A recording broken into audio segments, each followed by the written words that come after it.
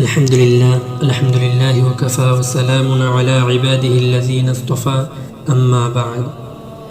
আপনি যখন ঘুমে থাকেন তখন ঘুম থেকে জাগার পর স্বপ্নের জগৎকে যেমন আপনার ঝাপসা মনে হয়, বাস্তবকে মনে হয় আসল সত্য, ঠিক তেমনি আপনার মৃত্যুর পর আপনার মনে হবে পুরো জীবন যেন ছিল একটি স্বপ্ন, যা আপনি ঘুমন্ত অবস্থায় আপনি কাটিয়েছেন। ফেরেশতারা যখন আপনার সামনে আসবেন তখন আপনার মনে হবে সব অলৌকিক ঘটনা ঘটতেছে। আপনি যখন কবরে চলে আসবেন তখন আপনি শুনতে পারবেন সবকিছু।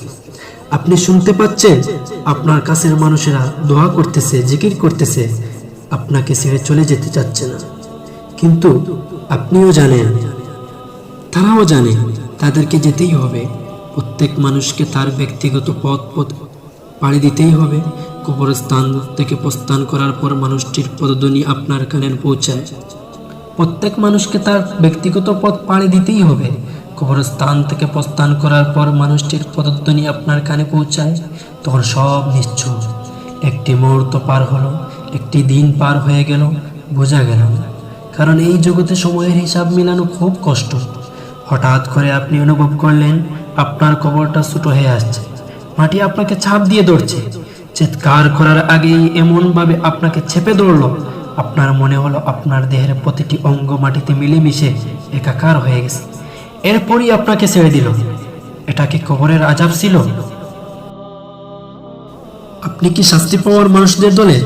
আপনার মনে পড়ল রাসূল সাল্লাল্লাহু আলাইহি ওয়াসাল্লামের সেই কথাগুলো। মাটির এই চাপ থেকে যদি কেউ বাঁচত, সে হতো সাআদ ইবনে মুআজ রাদিয়াল্লাহু তাআলা। যে সাআদ ইবনে মুআজ রাদিয়াল্লাহু তাআলা এর মৃত্যুতে আল্লাহর আরশ কেঁপে উঠেছিল। যে সাআদ ইবনে মুআজ রাদিয়াল্লাহু তাআলা এর জানাজায় ৭০,০০০ ফেরেশতারা পৃথিবীতে নেমে এসেছিল। সেই সাআদ ইবনে মুআজ রাদিয়াল্লাহু তাআলা কেও মাটি চেপে ধরছিল, কারণ এটাই হলো আল্লাহর হুকুম। আমরা মাটি থেকে এসেছি, মাটিতেই আবার মিশে যাব। এরপর আপনাকে উঠিয়ে বসানো হলো। দেখতে ভয়ঙ্কর দুজন ব্যক্তি আপনার সামনে উপস্থিত হলো। তাদের নাম হলো মুনকার আর নাকির। তারা কাউকে সান্ত্বনা দেয় না, তারা শান্তভাবে কথা বলে না। তাদের কর্তব্য একটাই, তারা আমাকে একটা পরীক্ষা করবে। তাদেরকে কোনো অজুহাত দেওয়ার কোনো সুযোগই নেই। তাদের প্রশ্ন থাকবে তিনটি। প্রথম প্রশ্ন করবে, মান রব্বু, তোমার রব কে? তাদের চেহারা দেখে আপনি ভেবেছিলেন তাদেরকে দেখে আপনার গলা দিয়ে কোনো কথা, কোনো শব্দ বের হবে না। কিন্তু যেই আল্লাহকে সারা জীবন বিশ্বাস করেছিলেন, যেই আল্লাহর আদেশ পালন করার সাধ্যমতো চেষ্টা করেছেন, যেই আল্লাহর অমান্য করার পর ক্ষমা চেয়ে মাথা নত করছেন, সেই আল্লাহর পরিচয় জানতে চাওয়ার পর আপনি কিভাবে চুপ থাকেন?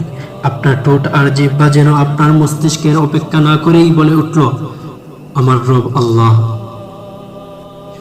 তারপর আপনাকে দ্বিতীয় প্রশ্ন করলো, ওমা দীন, তোমার দিন কোনটি? আপনি বললেন, আমার দিন ইসলাম। অবশ্যই তারা জিজ্ঞাসা করলো, তোমার কাছে যাকে পাঠানো হয়েছিল তার ব্যাপারে তুমি কি বলো?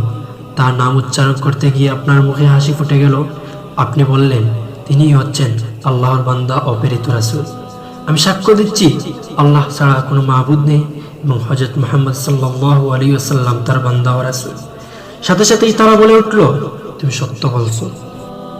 আর সাথে সাথেই আপনার কবরটা প্রশস্ত হতে থাকে। দেখতে না দেখতেই আপনার কবরটি বিরাট আকৃতিতে ধারণ করে। এরপর আপনার সামনে একটি চিত্র তুলে ধরা হয়। আপনি হতভম্ব হয়ে দেখতে পেলেন কি ভয়ানক জায়গা দেখানো হচ্ছে, যেখানে চারিদিকে দাও দাও করে আগুন জ্বলছে আর হিংস্র সব জীব কারোর জন্য অপেক্ষা করছে। আপনাকে জানানো হলো এটাই আপনার গন্তব্য হয়ে যেত যদি আল্লাহর অমান্য করতেন, গাফিল হয়ে আপনার জীবন কাটিয়ে দিতেন। তারপর আপনাকে অন্যদিকে অন্য একটি চিত্র তুলে ধরা হলো। দেখিয়ে দিলেন যার দিকে তাকিয়ে আপনি আপনার জীবনের সবচেয়ে সুন্দর দৃশ্য দেখতে পেলেন, যার দিকে তাকিয়ে আপনি মাসের পর মাস দেখা যায়, এটাই হলো আপনার সর্বশেষ গন্তব্যস্থল। এটাই হলো জান্নাতের সেই ঘর যার জন্য আল্লাহ আপনাকে সৃষ্টি করেছেন, আর এখানেই আপনি ফিরে যাবেন। আল্লাহ যেন আমাদের সবাইকে জান্নাতের উঁচু মাকাম দান করেন। আমিন সুম্মা আমিন।